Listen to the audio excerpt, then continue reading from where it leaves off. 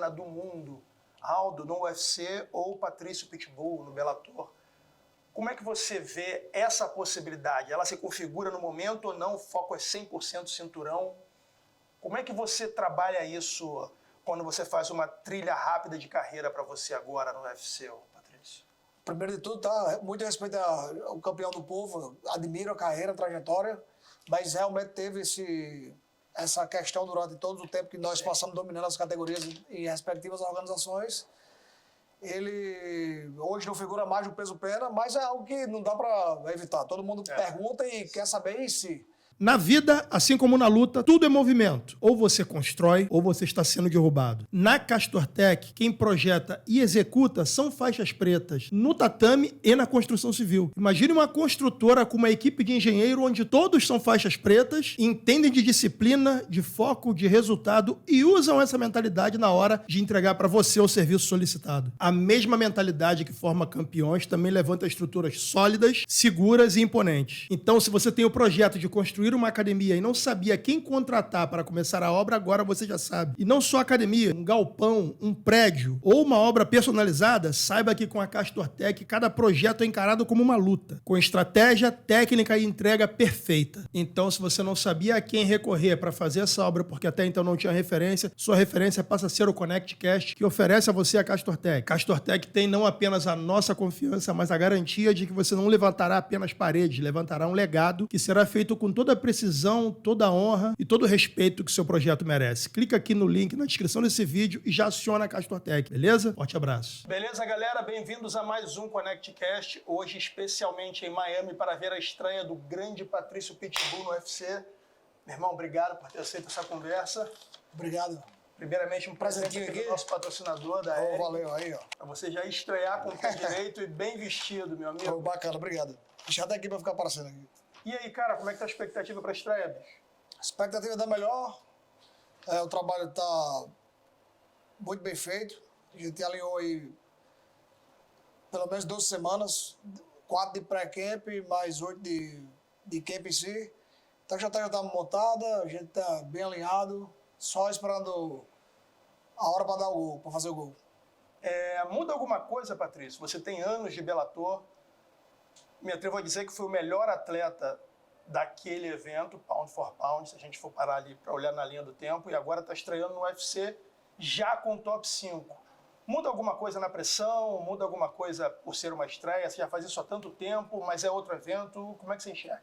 Por mais que eu tenha essa experiência toda, né, vindo de outras organizações, tem a pressão do território novo, uma batalha nova a ser conquistada, então dá aquele friozinho na barriga, e para mim é um sinal positivo. A gente tem que estar ali numa zona de conforto, a gente sabe que também é duro lá, mas a pressão da mídia, os fãs são mais calorosos, então dá um certo tipo de pressão, com certeza. Entendi. Você começar contra o Yair Rodrigues é um bom sinal, na sua opinião? Você já ter pego aí o top 5 do ranking, como é que você vê essa oportunidade? Eu não sei como foram as negociações, eu lembro de você ter falado, eu quero lutar de qualquer jeito, não interessa com quem. Você acha que essa postura mudou alguma coisa na hora do Dana te contratar, Patrício? Com certeza. Respondendo a primeira pergunta, e aí o Rodrigues é um top 5, né? Então, lutar contra um top 5 no mesmo dia que o cinturão está sendo decidido para quem vai, talvez me coloque numa posição confortável em caso de vitória. É confortável que eu digo assim, né? Que me coloque pelo título. Sim. Nada é confortável aqui. Tipo, se vencer, eu sou top contender. Não tem outro na frente. Exatamente. Me parece que é isso. Sim, não tem nenhum tipo de conversa em relação a isso com a organização, mas me colocaram numa posição privilegiada dentro desse card. Ainda mais tendo o título sendo disputado no mesmo dia. Então, é isso que eu consigo visualizar também. E sobre a contratação, me sugeriram vários nomes e eu sempre dizendo sim. E a galera que estava sendo ofertada para mim dizendo não. Eu dizia sim e o cara dizia não. E aí chegou a hora que eu falei, eu cansei, eu falei, pô, já aceitei todos, bota até o demônio que eu luto contra ele. Aí foi a hora que os caras mandaram o contrato e realmente fechei com o UFC. Cara, pô, o Dana sempre fala que luta é um negócio de oportunidade, né, o Patrício? Então acho que o que você fez deixou claro para eles que você pega a oportunidade que estiver na frente. Você está há quanto tempo no MMA, se a gente olhar desde o início até agora? Bom, eu estreiei na época do Vale Tudo, né? Eu tinha 16 anos. Meu Deus. Muito tempo. A maioria dos lutadores que estrearam nessa época já se aposentaram. Todo mundo. Mas como eu era muito novo, consegui render mais um pouco. Então são muitos anos. Passei para minha carreira internacional junto com o Bellator, cresci junto com o evento. Tenho muita história para contar, mas é aquilo que eu tenho dito. Aquilo, eu sei que eu tenho o meu mérito de ter feito tudo isso, mas para mim é uma nova etapa. Então eu entro aqui nesse campo minado, tendo que conquistar ele. Sim. Com relação à luta pelo título que acontece no mesmo dia em que você estreia, Diego Lopes versus Alexander Volkanovski. Eu queria o seu prognóstico dessa luta de maneira bem fria, independente de ser um brasileiro, porque aí depois disso eu vou te fazer uma outra pergunta. Tá bem. Bom, Diego Lopes está num momento muito bom agora. O Volkanovski está vindo de 2 nocautes, então sofreu 2 derrotas duras. Não podemos duvidar dele, que ele é um grande campeão, sustentou o título da categoria por muitos anos. Mas eu acredito que o momento agora, Diego Lopes está vindo melhor. Mas não dá para duvidar do baixinho, mas é isso aí. Acho que vai depender muito de como começar os primeiros rounds. Para você, o que seria melhor vencendo Yair Rodrigues e, na sequência, disputando o cinturão? Lutar contra o Diego ou contra o Volka? Por uma questão de jogo. Por uma questão de jogo, a minha torcida é para Diego Lopes, tá? Acho que ele é o favorito, assim, tá vindo no melhor momento. Mas em questão, para mim, o meu legado seria melhor enfrentar o Volkanovski como campeão. Entendi. Com certeza. Ele tem uma história muito parecida com a minha, né? Sim, verdade. Evloev é o top 2, se eu não me engano. Acho que é o 4. Top 4, Isso. né? Ele tem compromisso marcado, sabe me dizer? Saiu uma imagem dele contra Pico, mas eu nem sabia. Aaron Pico 17 Eu não tenho de maio. certeza. Eu não tenho certeza. Parece que foi fofoca, ou foi alguém forçando. Não sei dizer certo. Tá meio nebuloso. Não foi nada oficial. Não... Sim, sim.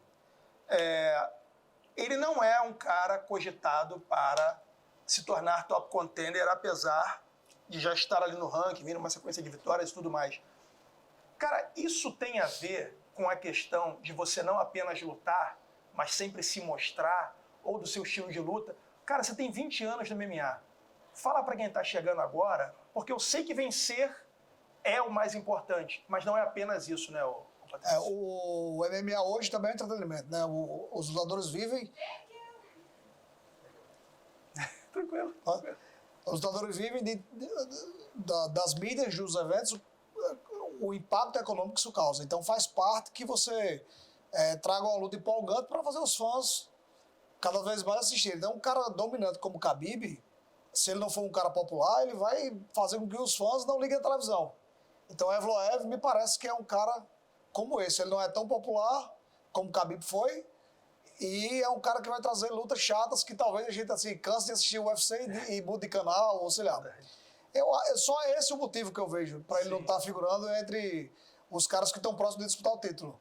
Mas é um cara que está na organização, está na categoria, pode ser que uma hora ou outra chegue a disputar o título. Ele é um cara bastante complicado mesmo na divisão. Sim. E o jogo do Yair, como é que você enxerga assim? Como é que seria? O que você está pronto para fazer? Como é que você vê o jogo dele, a parte mais perigosa dele? Alto, longo, dinâmico. O cara do Taekwondo gosta de criar espaço para chutar. Então a gente anular essa distância, com pressão, muita finta, talvez colocar para baixo, mas nunca esquecer da mão dura que eu tenho para poder matar o bicho. É isso. Esses caras do Taekwondo têm dificuldade quando a pessoa encurta e começa a botar a mão, né? A gente viu, por exemplo, o Anthony Pérez era um cara que tinha um jogo meio de Taekwondo, mas quando alguém encurtava e começava a botar a mão, ele se perdia. O Rafael dos Anjos fez isso com ele, ele não encontrou. Várias pessoas começaram a entender esse jogo, ele não encontrou. Você acha que faz sentido essa parte? Faz, total. Geralmente o Taekwondo, assim como no Karatê, eles brigam para não ser tocado, né? Então, quando você dá um certo de pressão, já sai da área de conforto deles, ainda mais por ele ser alto e longo. Então, é natural que ele goste de espaço para poder executar o movimento com perfeição. Então, você colocar pressão e também atingir o rosto deles é algo que eles não se agradam. Não está na cartilha, né? Não está na cartilha. Eles se adaptaram com o tempo, mas não é algo que é tipo assim, meu irmão, pode bater, não é. Não é esse cara. É diferente. E como é que você se identifica hoje? Um lutador de quê? Porque eu sei que você bota karatê. Sua professora de karatê, né? Sua professora de karatê tá ali, você tem o Eric Albarracin, você sempre tá botando gente diferente no seu camp. Cara, às vezes eu tô na roda do pessoal da mídia conversando, cara, os irmãos Pitbull São lutadores de quê? Porque vocês já passaram por tudo, bicho. Desde chute boxe até agora, cara.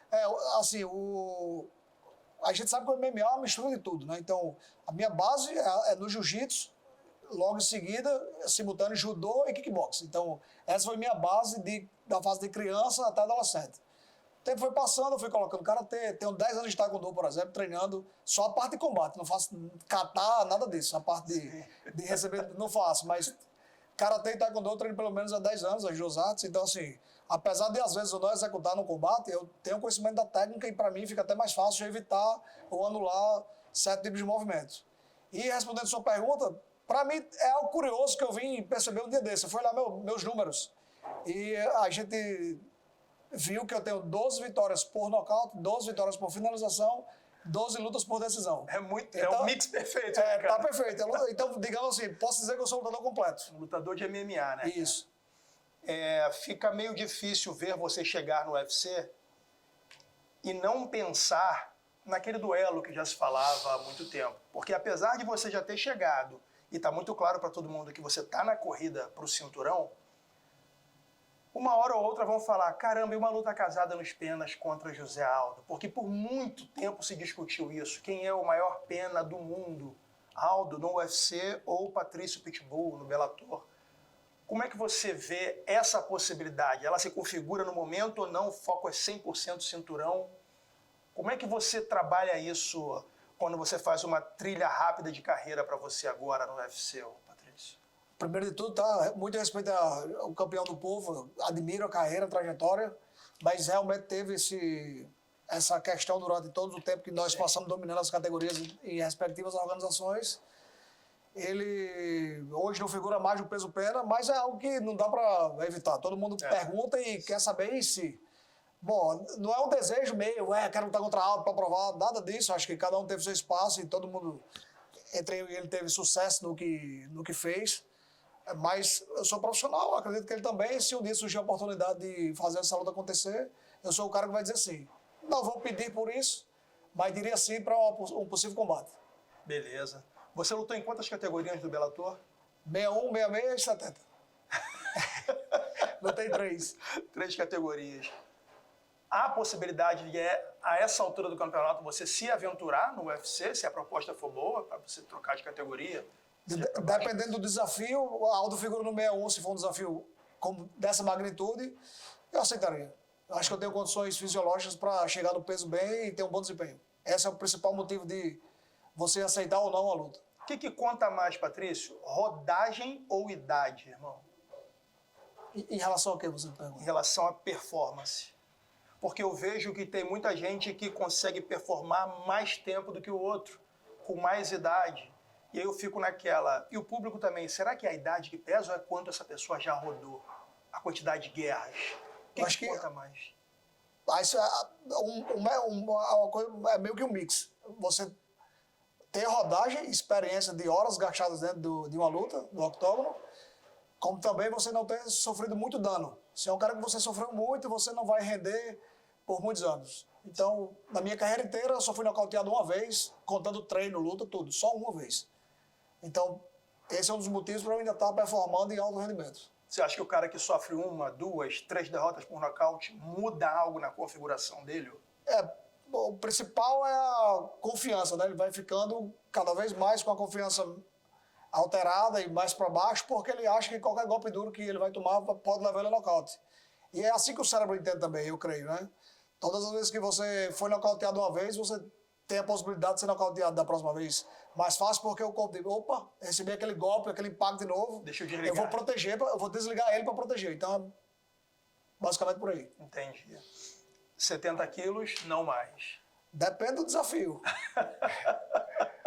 Tem Michael Chandler aí na categoria de 70. Adoraria bater nele novamente. Seu filho. Meu filho. Meu filho. Seu filho está nos 70, por que não? Por que não? Falar, né? É isso que eu estou falando. Dependendo do desafio, da história do meu adversário, a gente arrisca. O pessoal fala muito do Ilia Topuria, que era campeão da categoria dos penas, e subiu falando que ele é louco por causa do tamanho, mas você é prova de que subir tamanho é relativo, né? E eu vou dizer mais. Para mim, ele vence. Makhachev? Ele fez Makachev. Por quê? Makachev, na minha visão, ele contra Poirier, eu vi alguns lances, né, os highlights. Eu vi a luta inteira, mas eu vi os highlights. Vamos ver qual foi o melhor momento da luta. Os caras parecem com pouca potência, já um pouco desgastado. E para Topuria ele não vai ter esse corte de peso que vai deixar ele sem potência na luta. Ele vai chegar voando, assim como eu cheguei na disputa de título contra Chandler. Então, assim, a gente, por não ter um desgaste tão forte como os caras da categoria leve vai ter, chegamos com o desempenho total físico ali. Digamos que Makachev pesa 80 quilos, 84 quilos. Vai bater 70 para performar no outro dia. Topuria não vai ser isso. Ele vai estar subindo, vai chegar bem na categoria. Verdade. Ele tem mão dura, né? Qualquer um tem que estar ligado ali no olho dele, na mão dele, porque o bichão é pegador. Pega duro, né? Pega duro. Você que entende de taekwondo, de karatê, como é que você vê a capacidade dele de botar a pessoa... Repara que todos os caras que ele nocauteia com aquela sequência de 3 golpes. O Max Holloway foi direto por cima do jab, fintou, cruzado direto. Então, cara, ele faz a mesma coisa com todo mundo no mesmo canto. Como que a pessoa consegue cortar ângulo? Como é que funciona isso dentro? Porque eu já vi isso acontecer muito em ringue. No octógono é muito mais difícil. Até o octógono é maior, né? Se eu não me engano é 9x9 o octógono do UFC. Então, assim, ele tem uma calma, ele vai cercando, vai colocando o jab ali no corpo, vai puxando a cabeça, chamando o cara, jogando de contra e sempre fazendo o jogo dele. É aquilo. Eu sou bom de triângulo, mas ninguém consegue evitar. É isso. Porque é o jogo do cara, ele vai trazer o que é melhor dele. Sim. A parte mais difícil do game é você saber que o cara vai fazer algo e não ter condição de evitar que ele faça. Exato. É complicado. São 3 brasileiros na noite de sábado. Você, Diego Lopes e Jean Silva. Eu acho que tem, sim, no principal, tá? No principal. Tem o Matuto e Jandiroba no... Isso. Tá. Vamos falar deles. Como é que você vê a luta no preliminar, Matuto e Jandiroba? Eu não vou mentir, eu soube de Matuto, conheci ele agora. Tem um brasileiro educado, não conhecia. Ele entrou agora, há pouco tempo, né? Eu não conhecia ele. Então, assim, não posso opinar muito. Mas minha torcida vai pra ele, com certeza. Sou bandeira, sou Brasil. E Jandiroba, pô, casca grossa da pesada, merece. Pô. Merece muito. Aquela menina é braba. E o único brasileiro que a gente não falou é o Jean Silva, que vai lutar contra o Bryce Mitchell. A luta dele está sendo bem falada, muita polêmica em cima das declarações do Bryce Mitchell, que falou lá que Hitler era uma boa pessoa e tudo mais, etc. O Jean capitalizou bem em cima disso. Aproveitou bem. Tem que fazer o hype mesmo em cima da polêmica. Mas o Bryce Mitchell não é um carne assada. É um cara bom de jiu-jitsu, um cara alto, um cara que bota bem para baixo. Você tem um prognóstico para essa luta? Ou... Eu acho que ele vai dar o Jean Silva. Eu acho que ele está num momento muito bom. Tem um estilo parecido com o meu, tem uma base um pouco aberta, briga por distância, gosta de um cruzado direto, a altura similar, um jogo bem parecido. Eu acho que ele vai entrar como favorito nessa luta, mas luta é luta, né? Tudo pode acontecer. O cara também é duro, como você falou, mas eu acho que os caras da Fight Nerds, nesse momento, estão voando. Estão voando. Então tá ruim de bater nos caras. Pitbull Brothers, Shootbox e Fight Nerds. Hoje, eu diria que são equipes que conseguiram fazer um caminho bem parecido. Você é lutador e líder da sua equipe, é correto falar isso? Sim. O que é necessário para fazer uma equipe coesa funcionar com todos indo para o mesmo lugar, Patrício? É muito complicado essa parte. Por mais que você tenha pessoas com o mesmo objetivo, às vezes no caminho, os treinadores eles se confundem. Tem que ter uma briga na cabeça dos caras que querem o ego, né? Então o ego é muito difícil de ser controlado. Então você tem que ter pessoas que façam aquilo por amor, que vestam a camisa, que no final das contas vai deixar o ego um pouco de lado e vai brigar pelo profissionalismo e fazer com que a vitória dos seus atletas seja o principal motivo do sucesso da equipe. Então isso é muito complicado. Geralmente quando você trabalha com mais de um treinador na equipe, todos eles querem pegar o cara e, não, meu treino com ele vai ser duro porque tem que ser duro que tá faltando isso. Não sobra nada pro outro. Não sobra nada pro outro. Então assim, se você não souber equalizar, que isso é uma questão que a gente tem feito na academia, que Chicão, né, eu chamo ele de cientista, o cara tem inúmeras... formado em várias coisas, nem sei quantificar aqui quanto é. Então ele equaliza o nosso treino muito bem, onde dá espaço para todos os treinadores fazer um treino forte, um treino médio, um treino técnico. Então a gente está bem alinhado em relação a isso, com a ciência do baixo braço. Mas mesmo assim, às vezes, tem toda a família tem uma briga, né? Então, às vezes até saber contornar e direcionar o atleta para o melhor resultado. Muito bom. Diziam antigamente que o UFC não dava valor para a equipe, só para os atletas, e hoje a gente está vendo que não é bem por aí. É só surgir uma equipe boa Isso. que eles capitalizam em cima da equipe. Fazendo um trabalho sério, mostrando profissionalismo, todo mundo tem seu espaço, com certeza. isso. Meu amigo, obrigado pelo seu tempo, muito boa sorte, vou estar lá na cara do gol torcendo por você, para que essa sua estreia seja Muito obrigado. fantástica. É isso Te aí. espero lá no Rio para a gente fazer uma conversa com mais tempo. Tô devendo essa história aí. Vamos fazer lá. o seguinte, eu vou lá em Natal, boto o equipamento lá e a gente faz uma conversa de 1 hora, Boa. 2 horas. Boa, será bem-vinda lá na minha academia e, pô, se quiser ficar lá na minha casa da Lagoa, tá convidado. Pô, compromisso, agora mesmo que o compromisso está mais que firmado. Vai ficar de férias já. Vamos lá. Valeu, Patrício. Valeu, moço. Tudo de bom. Obrigado. Valeu, meu irmão. Patrício Pitbull no Connect Cast de Miami, galera. Um abraço.